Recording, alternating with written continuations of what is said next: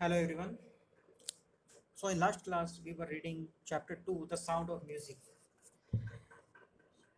तो ये जो चैप्टर है ये एवलिन ग्लेनी के बारे में है और एवलिन ग्लेनी की लाइफ काफ़ी इंस्पिरेशनल एंड मोटिवेशनल है क्योंकि वो एक ऐसी म्यूजिशियन है जो बिल्कुल भी सुन नहीं पाती और वो एक परक्यूशनिस्ट हैं, यानी कि जो ड्रम्स, तबला और जो जाइलोफोन टाइप के जो इंस्ट्रूमेंट्स होते हैं वो उस टाइप के इंस्ट्रूमेंट प्ले करती हैं। तो ये इनकी काफ़ी इंस्पायरिंग लाइफ स्टोरी है कि वो किस तरीके से उन साउंड को या उन म्यूज़िक को फील कर पाती हैं और किस तरीके से वो इतनी पॉपुलर हुई और उन्होंने कितना स्ट्रगल किया यहाँ तक पहुँचने में कि उन्हें इतने अवार्ड्स मिले हैं। ये उनकी बचपन की और किस तरीके से उन्होंने स्ट्रगल करते हुए यहाँ तक वो पहुँची हैं, इस बारे में है। तो हम यहाँ से कंटिन्यू करेंगे इसको। As for music she explains, जहाँ तक म्यूजिक के बारे में है वो एक्सप्लेन करती हैं, यानी कि एवलिन ग्लेनी खुद एक्सप्लेन कर रही हैं कि it pores in through every part of my body, कि ये तो मेरे शरीर की हर हिस्से में दौड़ता है, कि म्यूजिक है जो वो उनके रग रग में दौड़ता है। It tingles in the skin, मतलब ये जो स्किन में सेंसेशन करता है। My cheek bones and even in my hair, ये मेरी जो चीक बोन्स हैं और यहाँ तक कि जो मेरे हेयर हैं वहाँ भी सेंसेशन या वाइब्रेशन फील करवाता है। When she play the xylophone, जब वो जाइलोफोन बजाती हैं, she can sense the sound passing up the stick into her finger tips, तो वो इस साउंड को फील कर पाती हैं स्टिक से होते हुए अपनी उंगलियों का जो टिप्स होता है उन पे, क्योंकि जो जाइलोफोन है वो स्टिक से बजाया जाता है, तो वो स्टिक के थ्रू वाइब्रेशन को फील कर पाती हैं। By leaning against the drums, और जो ड्रम्स बजाती है जब वो, she can feel the resonance flowing into her body, तो वो ड्रम्स की तरफ झुक जाती हैं और उसे जो साउंड का इको होता है उसे अपनी पूरी बॉडी में फील कर पाती हैं। She can feel the resonance flowing into her body, जो उनकी बॉडी में फ्लो करते हुए। On a wooden platform she removes her shoes so that the vibration pass through her body, her bare feet and upper legs। तो जो wooden platform होता है जिस पे सारे इंस्ट्रूमेंट्स वगैरह रखे होते हैं, ड्रम्स, ज़ाइलोफोन वगैरह, तो वहाँ पे अपने जूते उतार देती हैं और जो उनके पाँव हैं उसके थ्रू वाइब्रेशन उनके पूरी बॉडी में फील कर पाती हैं वो अपनी टांगों के through. Not surprisingly, Evelyn delights her audience.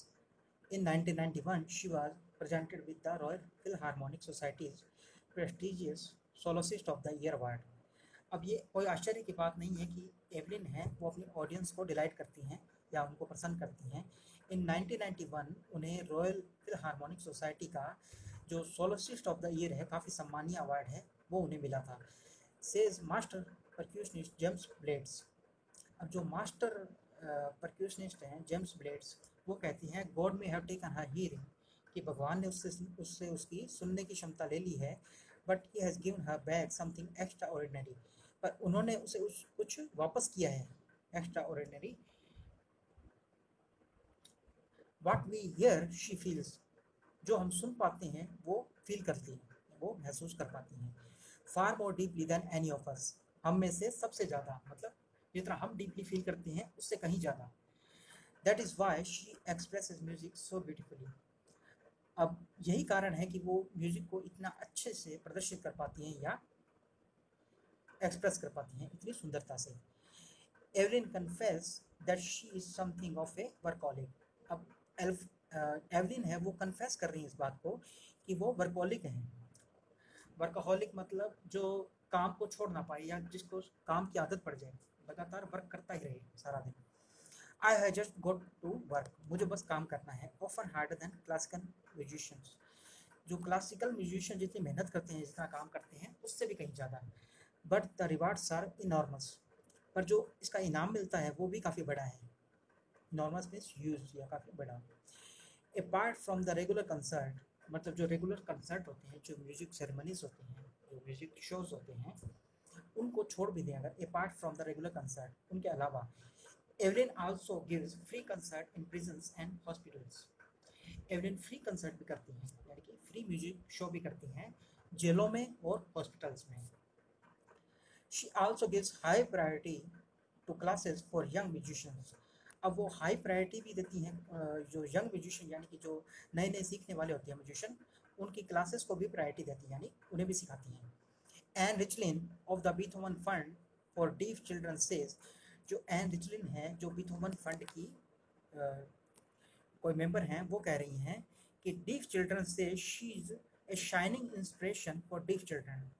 वो कहते हैं जो डीफ चिल्ड्रन हैं वो कहते हैं कि वो एक चमकती हुई एक इंस्पिरेशन, मतलब एक इंस्पिरेशनल है जो बहरे बच्चे हैं उनके लिए, यानी कि एक प्रेरणा है। इंस्पिरेशन मीन्स प्रेरणा। तो वो एक प्रेरणा है उन बच्चों के लिए जो कि सुन नहीं पाते। They see that there is nowhere that they can go, they see that there is nowhere that they can't go. तो वो डीफ चिल्ड्रंस हैं, वो फील करते हैं या वो कहते हैं कि उनको देख के इतनी प्रेरणा मिलती है कि वो सोचते हैं कि ऐसी कोई भी जगह नहीं है या ऐसा कोई भी काम नहीं है जो हम कर नहीं सकते या हम जहाँ जा नहीं सकते। Evelyn Glenny has already accomplished more than most people twice her age। तो एवलिन ग्लेनी ने ऑलरेडी ये है वो प्राप्त कर लिया है जो उससे दुगनी उम्र के लोग प्राप्त करते हैं, उतना तो उसने ऑलरेडी अचीव कर लिया है। She has brought percussion to the front of the orchestra। अब जो परक्यूशन इंस्ट्रूमेंट्स होते हैं यानी कि जो ड्रम्स होते हैं, तबला होते हैं, वो अक्सर जो म्यूजिशियंस होते हैं उनके बैक साइड में बजाए जाते हैं, तो वो उसे आगे लेकर आई हैं, यानी कि अब उसको भी सुनने लोग आते हैं आगे फ्रंट में, ऑर्केस्ट्रा के फ्रंट में। And demonstrated that it can be very moving, और उन्होंने ये प्रत्यक्ष रूप से दिखाया भी है, यानी कि डिमॉन्स्ट्रेट किया है कि ये काफ़ी इंस्पिरेशनल हो सकता है, मूविंग हो सकता है। She has given inspiration to those who are handicapped. अब जो लोग दिव्यांग है या जो लोग शारीरिक रूप से सक्षम नहीं है, she has given inspiration to those who are handicapped, तो उन्हें हैंडीकैप लोगों के लिए भी एक इंस्पिरेशन दिया है, एक मोटिवेशन, एक प्रेरणा दी है। पीपल वो लुक टू हर एंड से if she can do it I can. अब लोग उन्हें देखते हैं और कहते हैं अगर वो कर सकती हैं तो हम भी कर सकते हैं, यानी उनमें एक मोटिवेशन आता है। And not the least she has given enormous pleasure to millions, और ये कम का बात नहीं है, मतलब आखिर में हम कह सकते हैं कि she has given enormous pleasure to millions, की उन्होंने लाखों लोगों को एक बहुत बड़ा आनंद दिया है। Pleasure enormous means big. तो ये चैप्टर आज हमारा कंप्लीट हुआ है। ये एवलिन ग्लेनी की लाइफ स्टोरी है जो काफ़ी मोटिवेशनल है और इससे काफ़ी कुछ सीखा जा सकता है। इसके हम होमवर्क के लिए ये क्वेश्चन करें, थिंकिंग अबाउट द टेक्स्ट।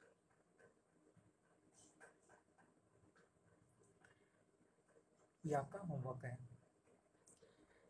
अब नेक्स्ट वीडियो हम करेंगे part 2 the shehnai of Bismillah Khan.